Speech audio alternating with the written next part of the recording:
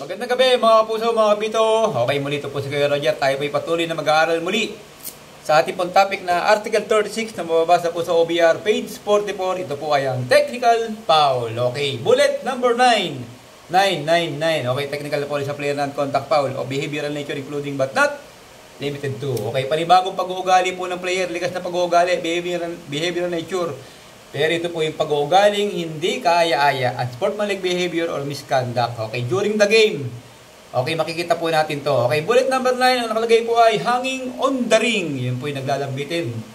Naglalambitin sa ring. Okay, in such a way that the weight of the player is supported by the ring unless a player grabs the ring momentarily following a dunk shot or is trying to prevent injury to any player. Okay, saan po ba natin makikita yung hanging on the ring? Siyempre, unang-una makikita po natin yan before the schedule of game. Yung tinatawag natin interval of play. 20 minutes interval of play. Pangalawa, sampa. During the game, nakikita po natin yung hanging on the ring, yung naglalambitin sa ring sa pagitan po ng laro na. First quarter, second quarter. At syempre, makakita pa rin tayo ng hanging on the ring doon po sa interval of play na halftime. Halftime interval, 15 minutes interval of play. Makakita rin po tayo ng hanging on the ring dyan. Okay, ibig sabihin, bakit po ibinawal? Okay, ang nakalagay po ganito.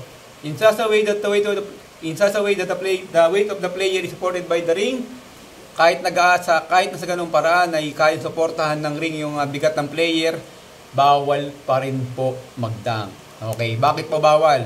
Okay, pero bago yan, ito muna. Okay, pwede pong magdunk yung player momentarily following a dunk shot para po i-prevent niya o maiwasan niya yung injury ng player mismo o kaya maiwasan ng player na maka-injury doon sa iba pang mga player. Okay, pwede po yun. Pwede po siyang maglambitin ng panandalian sa ring kung alam niya kung alam niya na sarili niya ay mai-injury po siya o kaya pwede siya maka-injury sa ibang player. For example, may player sa unahan niya, especially yung mga na nakadapa o kaya napahigang player doon. Nagkaroon ng konting body-body contact, nagbagsakan yung mga player. Okay, siyempre, panandalian. Pwedeng maglambitin yung player, isang kamay o dalawang kamay, momentarily, para iwas disgrasya. Okay, ito po yung mga technical. Para ma-technical yung player. Before the game, interval of play, yung player pag-dunk, nilalambitin na ng ganyan. Inuuboy. Okay, talagang ika nga kumbaga sa parang sinisilip yung ring. Tapos yung net, nilalambitinan yung net, bawal din yan. Okay, during the game naman, ang makikita natin dyan, yung player pag-dunk, inuugoy din, tapos yung paa, nakadikit na sa backboard, parang si Spider-Man, bawal po yan. Pero take note mga kapuso, mga kabola ha, kapag minimal lang yung ginawa ng player pag-dunk, medyo isang ganun lang, pagbigyan na natin. Para hindi nga naman tayo KJ, dahil na tayo nasa ligang labas. Okay, sa ligang loob, walang problema yan kasi matitibay yung ring. Bakit ibinawal ni FIBA yung hanging on the ring at saka hanging on the net, yung grasping the ring o grasping the net? Okay, unang-una, syempre po, real talk, dito po sa ligang labas, mga amateur, yung po mga gamit natin dito, sub-standard, wala sa standard, diba?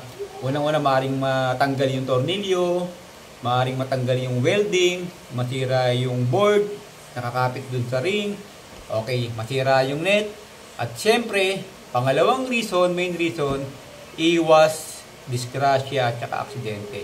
Okay, nangyari yan kay Shaquille O'Neal, di ba? Pag-dunk ni Shaquille O'Neal, binaba yung fiberglass.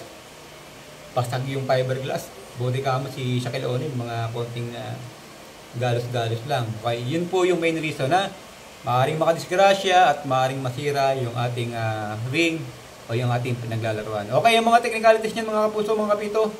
Okay, syempre isang tira dun sa kalaban. Kung kayo nag-grab ng ring, naglambitin, tira yung kalaban, ang shooter, designated by the coach, kahit sino, kahit yung nakaupo ron sa bench area, basta magkakaroon ng legal sub, chuck beacon, at syempre, ang throwing ng bola, ganun pa rin, ang resumption ng bola, where the ball was located, doon bumintay ng technical foul, doon po ang resumption. Yung iba pa nga sa mga senaryo niya, kung front court, back court, at saka kung ano yung shot clock, 24-14, nasa unahan na po ng video natin pagkatapos ng video number 1 ng technical foul. Okay, muli mga kapuso, mga kapito, kung meron kayong natutunan, please like and share. At kung may pagkukulang, siyempre po, tumatanggap tayo ng payo at puna.